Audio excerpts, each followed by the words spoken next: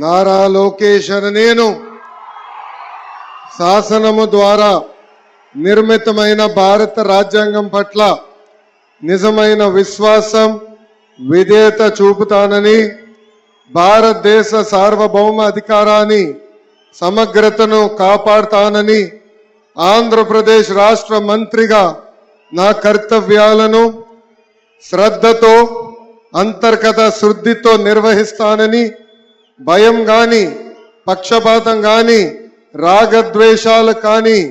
లేకుండా రాజ్యాంగాన్ని శాసనాలు అనుసరించి ప్రజలందరికీ న్యాయం చేకూరుస్తానని దైవ సాక్షిగా ప్రమాణం చేస్తున్నాను.